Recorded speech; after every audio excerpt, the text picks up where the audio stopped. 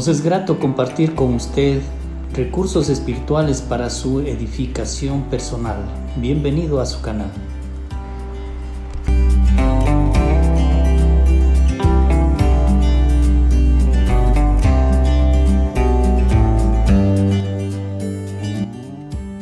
En el Evangelio según San Lucas, en el capítulo 12, vamos a considerar los siguientes versículos, del 8 al 12.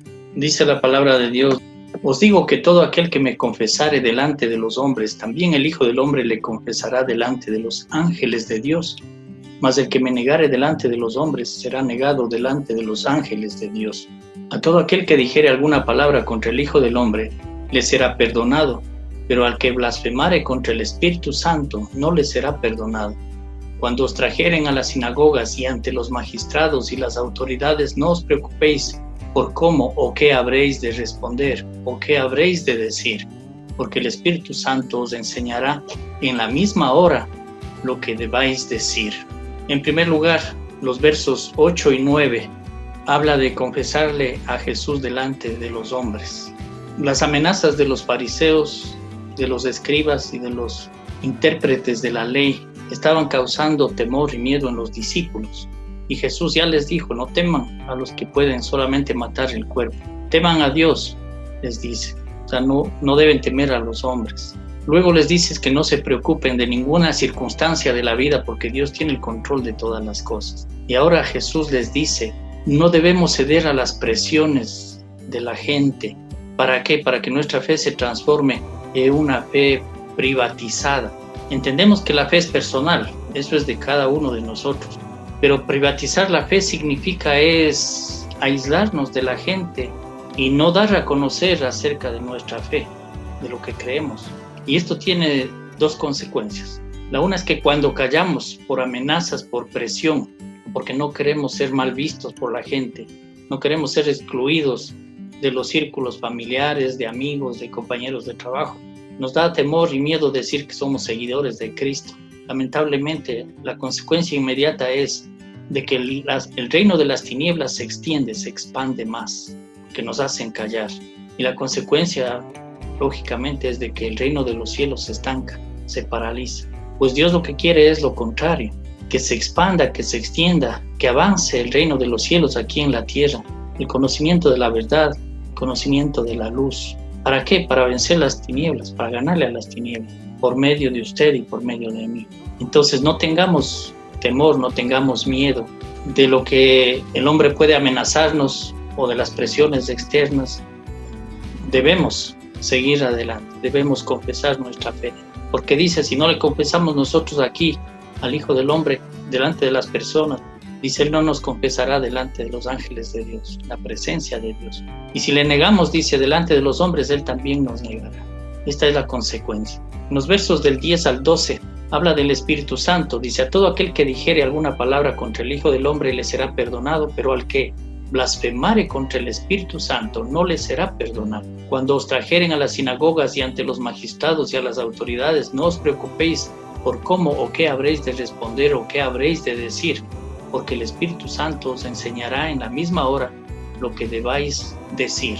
Para entender esta parte debemos nosotros remontarnos al propósito de la venida del Espíritu Santo. En el Evangelio según San Juan, en el capítulo 14, verso 26, dice: mas el Consolador, el Espíritu Santo, a quien el Padre enviará en mi nombre, Él os enseñará todas las cosas y os recordará todo lo que yo os he dicho. ¿Cuál es el propósito de enseñarle todas las cosas y recordar todo lo que dijo Jesús? Es para que se escribieran los libros que nosotros ahora conocemos como el Nuevo Testamento. Esa fue obra del Espíritu Santo por medio de los apóstoles. Y ya la tenemos en nuestras manos. Pero también se nos menciona en Juan 16, 7 y 8, dice: pero yo os digo la verdad, os conviene que yo me vaya, dice Jesús, porque si no me fuera, el Consolador, es decir, el Espíritu Santo, no vendría a vosotros. Mas si me fuere, os lo enviaré. Y cuando Él venga, convencerá al mundo de pecado, de justicia y de juicio. Propósito específico del Espíritu Santo, aparte de que quede en las Escrituras que conocemos como el Nuevo Testamento, en nuestras manos, o que la podamos tener en nuestras manos escrito, es convencer al mundo de pecado.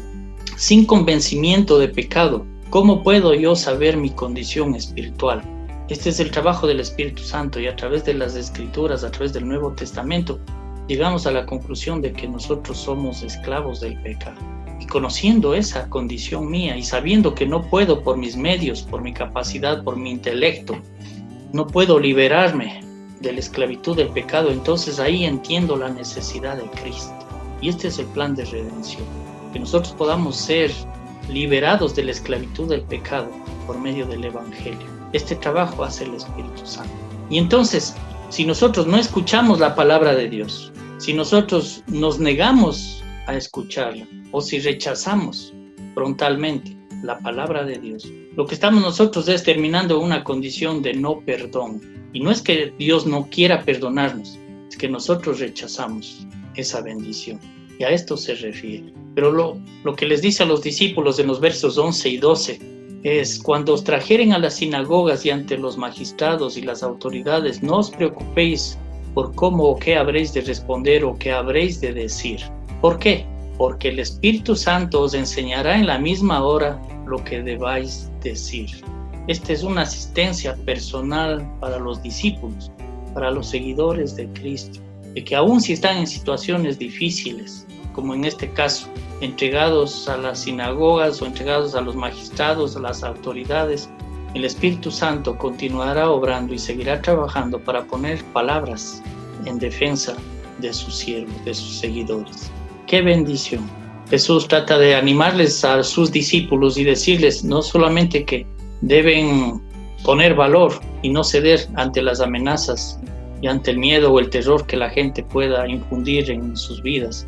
Les dice también que en el futuro, cuando tengan que ir a dar cuenta a las autoridades por su fe, no se preocupen, el Espíritu Santo les asistirá. Y esa es la promesa. El Espíritu Santo está no solamente para convencernos de pecado ahora y buscarle a Jesús para nuestra redención, sino también para asistirnos cuando estemos necesitados de esa sabiduría de Dios para responder adecuadamente cuando se requiera.